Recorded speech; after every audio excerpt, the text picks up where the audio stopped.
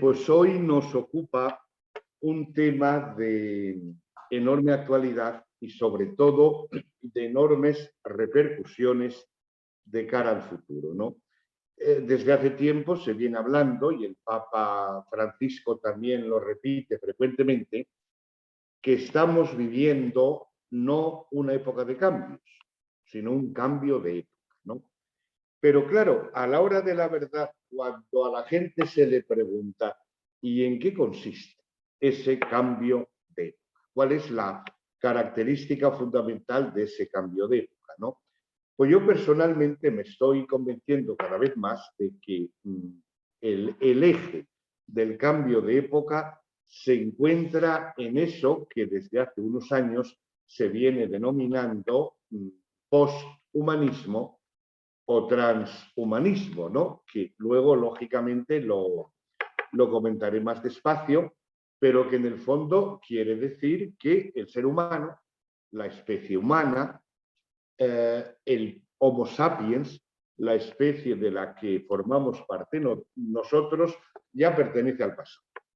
Pertenece al pasado y por eso tenemos que organizar, recrear, preparar esa especie que va a ser mejor que nosotros y que, por tanto, como dice uno de los autores que lo comentan, dice, pues llegará un momento en que esos que vendrán después de nosotros nos mirarán a nosotros con la misma displicencia con la que nosotros contemplamos a los chimpancés. Una especie que ha quedado superada y obsoleta, ¿no?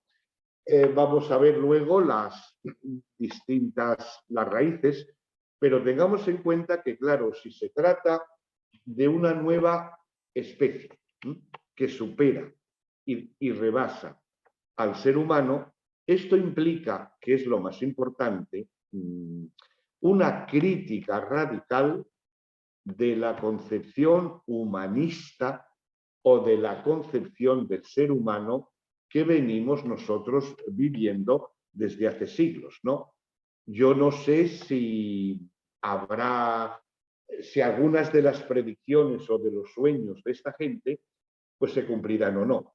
Pero a mí me parece que lo que ya ha depositado en la conciencia humana es que esa cultura humanista que vivimos viviendo es algo obsoleto, inútil, perjudicial y perversa, ¿no?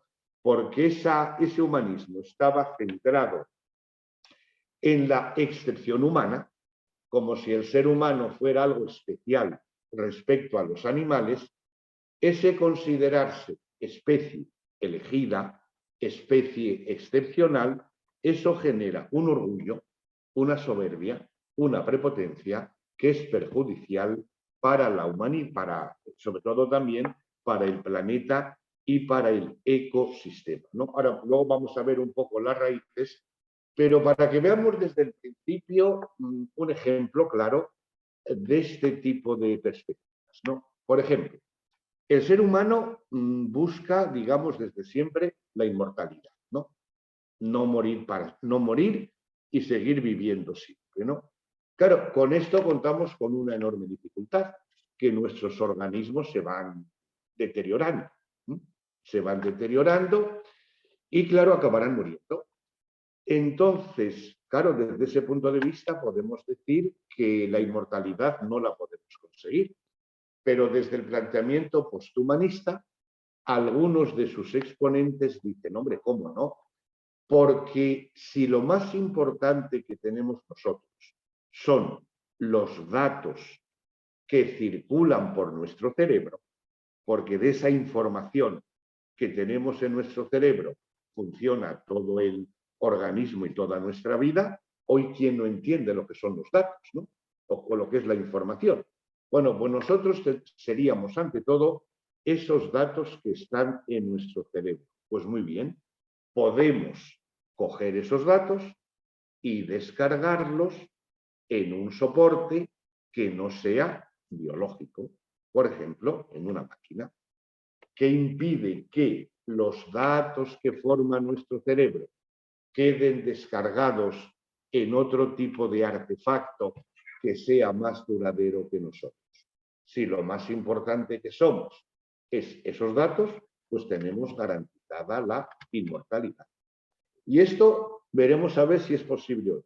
Pero en cualquier caso, esto ya está en la mente de nuestra gente, sobre todo a través de películas, ¿no? ¿Quién no ha visto en películas o series de televisión Terminator o todo este tipo de películas que ya nos presentan robots con características y comportamiento humano? Y pongo otro ejemplo de carácter distinto para que veamos la diversidad de aspectos que tiene todo este cambio, ¿no? Digamos, nosotros, según decía Darwin, ¿verdad?, no somos más que producto de la evolución.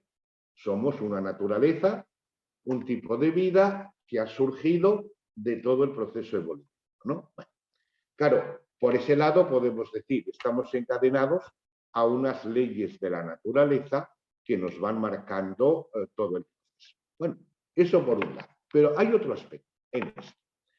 Y claro, desde este punto de vista, pues lógicamente, por ejemplo, las mujeres son necesarias porque por su vientre tiene que venir la vida de las nuevas generaciones.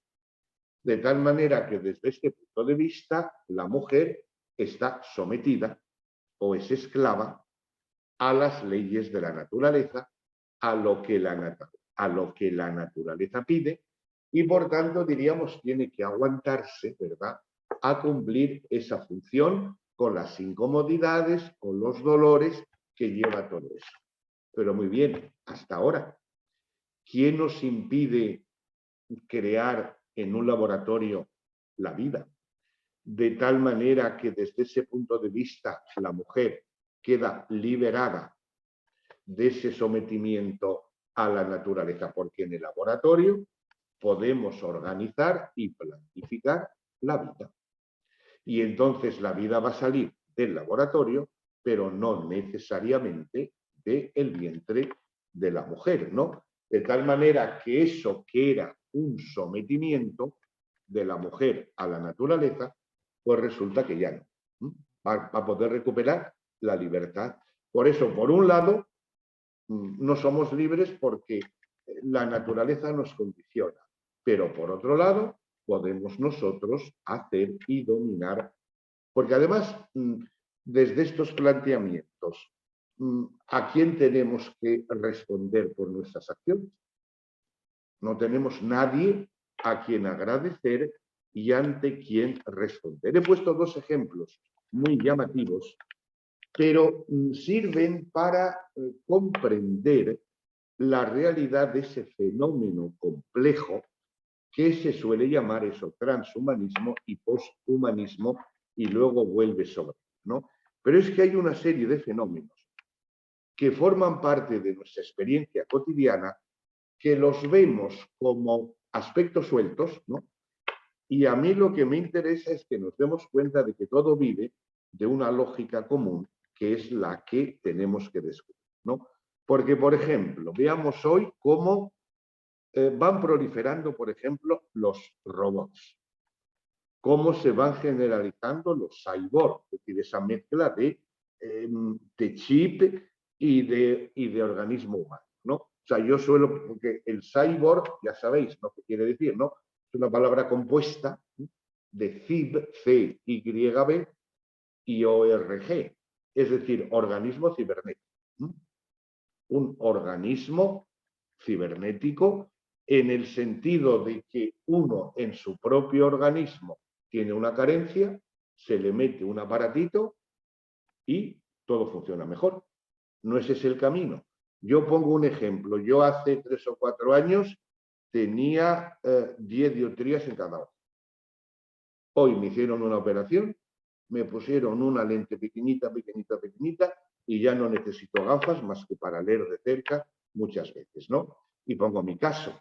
Pero enfermos de corazón, ahora cuando hay, por ejemplo, o incluso piernas y brazos, ya habréis visto en televisión algunos que cuando a un chaval de la escuela le ponen un brazo o una pierna implantada, ¿verdad?, con ese tipo de de posibilidades que aporta la técnica, sus compañeros de escuela tienen envidia, porque ese brazo tiene más prestaciones que el simple brazo o pierna que tenemos nosotros, ¿no? Por tanto, el cyborg se va a ir generalizando cada vez más. La inteligencia artificial y sus enormes aplicaciones, el uso permanente del smartphone, el móvil o el celular, que ya no sabe uno si llevamos nosotros el aparatito ese o es el aparatito el que nos lleva a nosotros, ¿no?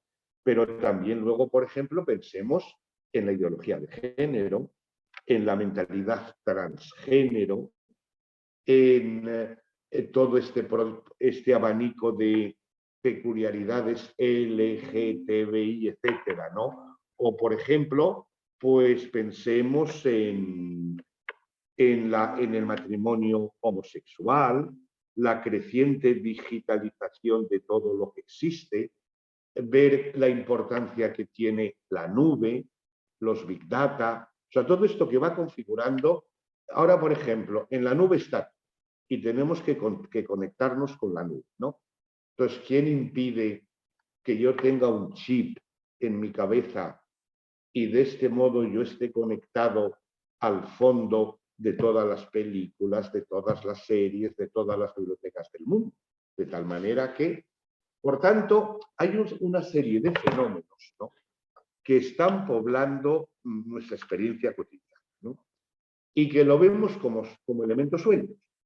Y sin embargo, lo que yo creo que tenemos que darnos cuenta es de que todo depende de una lógica que es la que yo ahora intentaré presentaros para que la pensemos un poco, ¿no? Es decir, esa lógica implica, como decía hace un momento, una crítica radical del ser humano, o mejor dicho, sí, del ser humano y del humanismo que hemos venido, ¿no? Una crítica del ser humano, ya lo he insinuado, porque tenemos muchas carencias y muchas limitaciones, ¿no? Y una crítica del humanismo que hemos viviendo, porque fijaos que es una crítica que se está extendiendo de un modo galopante en todos los países del mundo, ¿no? Porque cuando decimos humanismo, ¿qué queremos decir con eso? Porque a nosotros se nos llena la boca hablando de humanismo, valores humanistas y todo este tipo de cosas. Y algunos dirán, sí, ese humanismo es el que está produciendo la guerra de Ucrania. Ese humanismo es el que ha generado guerras mundiales. Ese humanismo es el que ha generado el sometimiento de las mujeres. Ese humanismo es el que ha establecido que unas razas son superiores a otras. Ese humanismo es el que va produciendo violencia, porque en el fondo, cuando hablamos de cultura humanista, ¿quién es el protagonista de esa cultura? Dicen muchos, es el varón blanco, occidental y heterosexual. Eso es lo que quiere decir la palabra humanismo según este tipo de corrientes. El varón, por tanto, las mujeres sometidas al patriarcado. Blanco, las otras razas son inferiores. Y las otras culturas son también inferiores, ¿no? Porque la cultura fundamental es la occidental, ¿no? Heterosexual, no hay más que dos sexos, masculino y femenino, con lo cual los que no encajan ahí quedan marginados, ¿no? Fijaos, por ejemplo, ahora que está tan de moda en Estados Unidos, ¿no?, la cultura woke, es decir, cuando van tirando estatuas, por ejemplo, de Cristóbal Colón, de Fray Junípero Serra, en el fondo, ¿por qué? Porque hay determinados grupos sociales y étnicos que se rebelan contra gente como Cristóbal Colón o Fray Junípero Serra, que sí, hicieron lo que hicieron, pero eran occidentales, etnocéntricos, querían imponer su propia cultura y por tanto hay que reivindicarse de eso, ¿no? Por tanto, como digo, hay una crítica muy profunda en muchos sectores a ese humanismo que a algunos se nos llena la boca diciendo que tiene cosas espléndidas, pero repito, también desde otro punto de vista tiene muchísimas aberraciones y muchísimas perversidades, ¿no? Por tanto, el humanismo ha quedado criticado desde ese punto de vista y también queda criticado porque pretende justificar la superioridad del ser humano sobre todo el resto de los seres que existen, ¿no? Y esto se alimenta tanto de la tradición bíblico-cristiana como de la tradición moderna, ilustrada, científica, etcétera, ¿no? Porque si leemos el relato del Génesis, ahí vemos un mito, digamos, que ha alimentado la conciencia del ser humano, ¿no? De ser una raza elegida, querida especialmente por Dios y que se encuentra en la cima y en la cumbre de la creación. Una raza elegida, ¿no? Después, cuando ya nuestra cultura se fue descristianizando, etcétera, al fin y al cabo la mentalidad moderna pues vive un poco de la misma conciencia, ¿no? Porque el mundo moderno, sobre todo el que se desarrolló en Europa con la ciencia, la técnica, etcétera, pues también daba por supuesto que el ser humano es superior a cualquier otro tipo de ser, ¿no? Bueno, pero eso es lo que queda cuestionado, porque frente a ese tipo de ideas y frente a ese tipo de ideas y de presupuestos van surgiendo conocimientos, etcétera, que han producido enormes heridas a la conciencia humana de ser superior a las demás, ¿no? Sigmund Freud hablaba de las 4 ofensas que había recibido Bueno, él hablaba de 3, él aporta la tercera, yo ahora creo que se puede añadir otra, ¿no? Dice, 3 ofensas que ha recibido la humanidad. Primero, creían que estaban en el centro del universo, que la Tierra se encontraba en el centro del universo. Y vino Copérnico y dijo, no, el planeta Tierra es una cosa minúscula que está funcionando en el universo y que es una cosa insignificante. Por tanto, no están en el centro. Por otro lado, el ser humano creía que era la cima de la creación y alguien creado directamente por Dios. Y vino Darwin y dice, no. El ser humano no procede creado por Dios. El ser humano viene de un proceso evolutivo que desde partículas elementales, poco a poco, desde aquel Big Bang del principio, todo se va explicando por un proceso químico, físico, etcétera, que va dando origen a las distintas especies. Entonces, el ser humano no puede pretender una posición especial. Incluso si la historia de la evolución ha llegado hasta aquí, pues lógicamente puede seguir hacia adelante, ¿no? Por tanto, segunda ofensa. Y la tercera, dice Freud, dice, es la que yo introduzco, ¿no? Es decir, que el ser humano piensa que funciona de modo consciente, con su propia libertad. No. El ser humano está condicionado y determinado por elementos inconscientes que él no controla.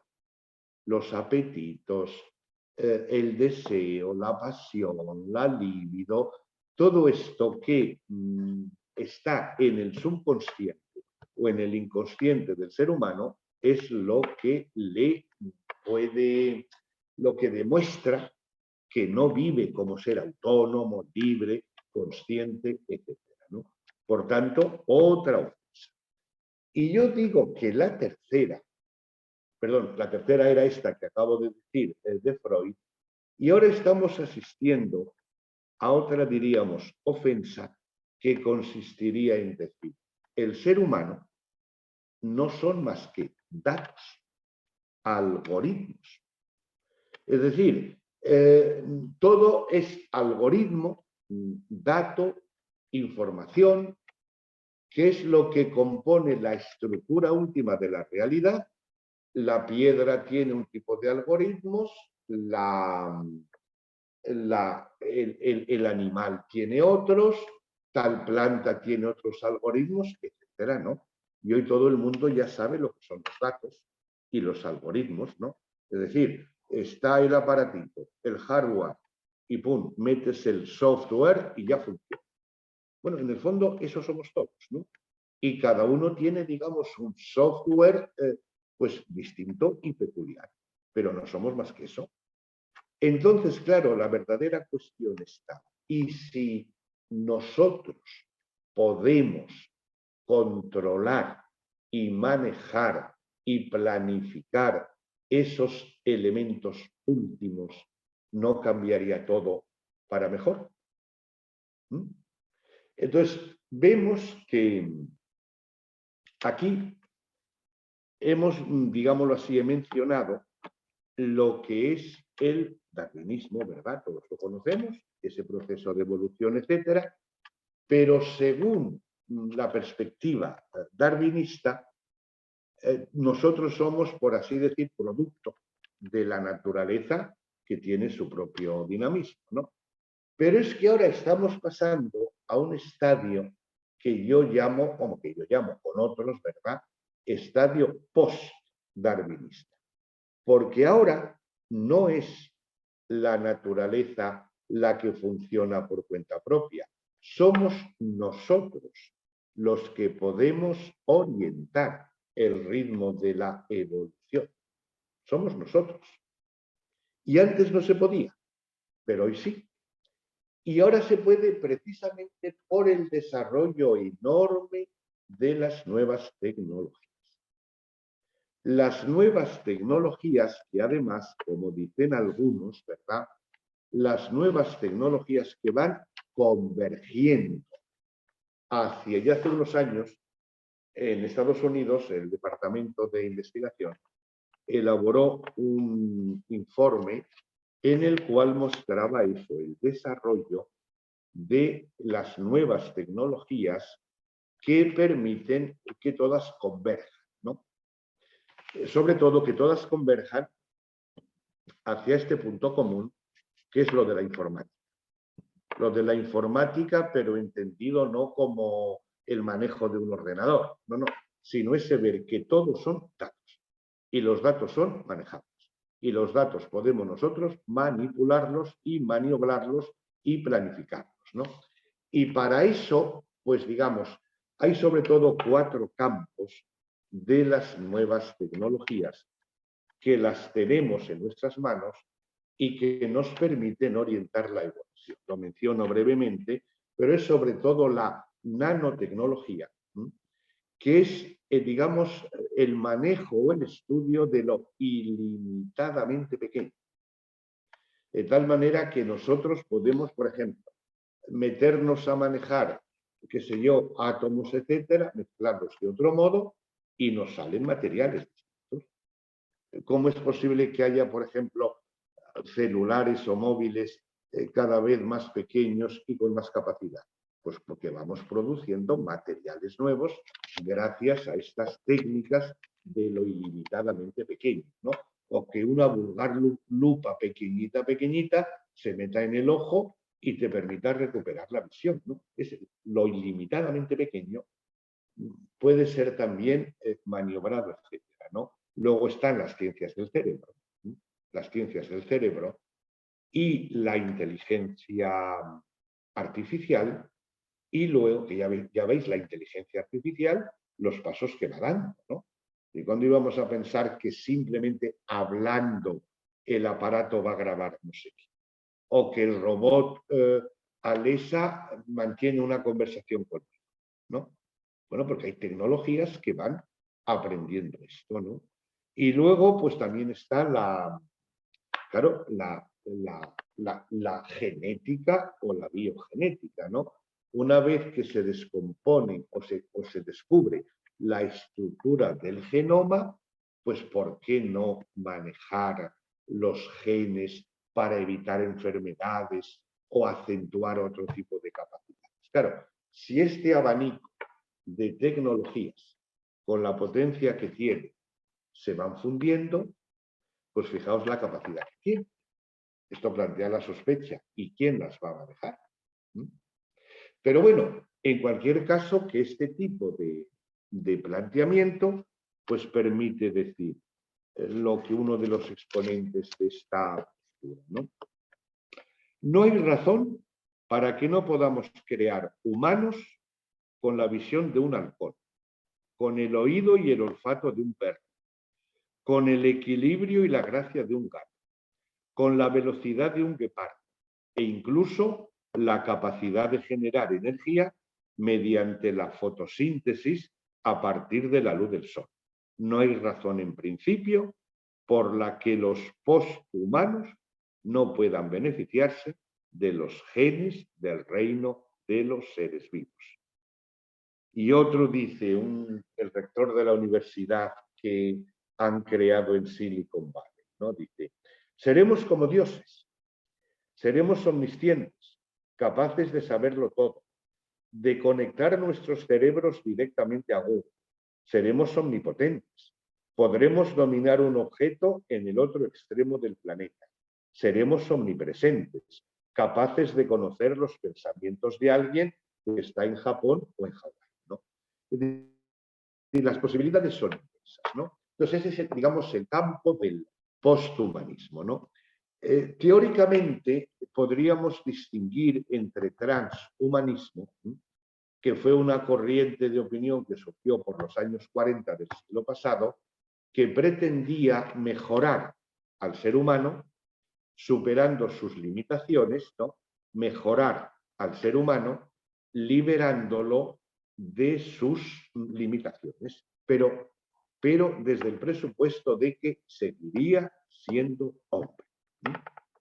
El posthumanismo lo que dice es, bueno, no pasa nada por ir más allá del ser humano, sobre todo cuando llegue un momento que algunos incluso vaticinan en el año 44, que llaman la singularidad, que será el momento en el cual la inteligencia artificial, o si queréis los robots, han adquirido tanta fuerza y capacidad que, digamos, podrán sustituir a los seres humanos, ¿no?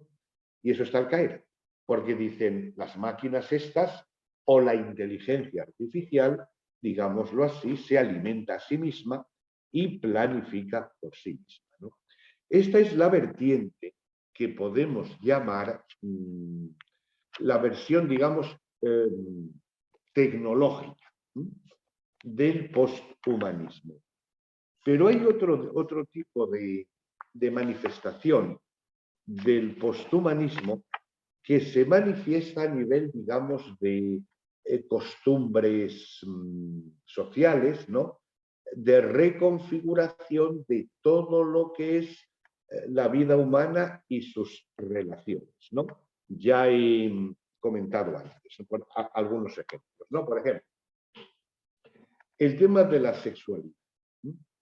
¿Por qué tiene que tener esa estructura binaria masculino-femenino?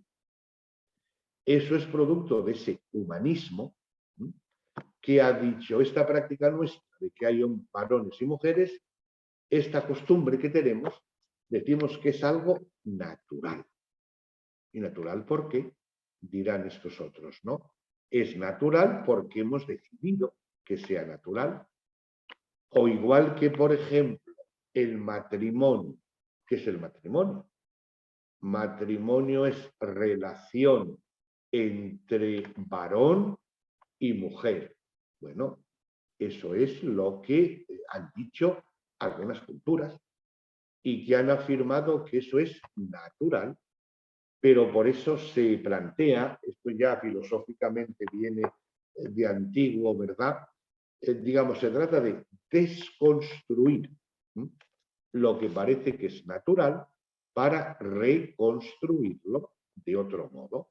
Es decir, el matrimonio entre varón y mujer. Vamos a desconstruir para mostrar que eso es una costumbre que se ha impuesto, bueno, porque algunos son más fuertes que otros, ¿no? Pero si mostramos que eso es algo puramente convencional, pues podemos reconstruirlo de otro modo. ¿Y por qué no eso el matrimonio para todos, ¿no?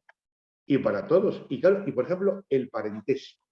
¿Por qué limitarlo a los seres humanos? ¿Es que los animales no sienten y no mantienen relaciones también con nosotros? ¿Por qué excluir a los animales de este tipo de parentesco? ¿O es que acaso, y lo vemos en la actualidad, el perro no me acompaña en mi soledad mejor que los humanos? Por tanto, ¿por qué no puede tener un perro derechos y por qué yo no puedo dejarle mi herencia, ¿no?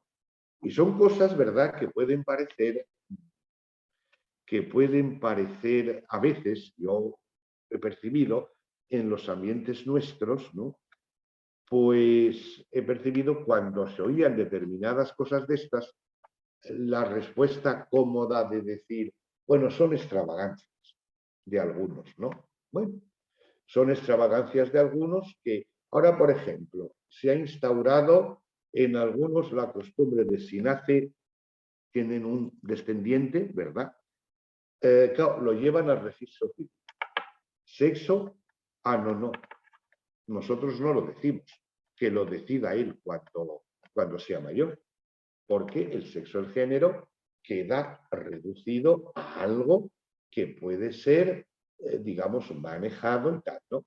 Incluso, fijaos, hoy el ser humano queda puesto bajo acusación porque no somos nosotros, dicen muchos, el peligro principal para que la vida se mantenga en nuestro planeta. Claro, todo esto, pues veis que tiene manifestaciones muy variadas, ¿no? Y sobre todo, a mi modo de ver, lo decisivo es las tecnologías y el uso que hagamos de ellas, ¿no? Y vemos, por ejemplo, cómo la experiencia de la pandemia pues ha tenido como bueno que ha permitido el uso de ese tipo de posibilidades, ¿no? Yo personalmente, hasta que no empezó el confinamiento, yo no sabía que existía Zoom. Hoy lo usamos todos a todas horas, ¿no? Y esto tiene eso de bueno, ¿no? Pero tiene de malo la capacidad de manipulación de todos nosotros, ¿no? Y por eso algunos intelectuales hablan en España un libro, por ejemplo, muy brevecito, pero muy claro, ¿verdad? Del llamado Ciberleviatán, que dice, bueno, es que en el fondo se está cogiendo una dictadura en la cual determinados poderes van marcando lo que tenemos que pensar y lo que tenemos que decir, ¿no? Y lo grave, dice él, es que cuando esa dictadura se imponga, la gente la va a recibir con aplausos, porque nos van preparando y nos van mentalizando. Como veis, son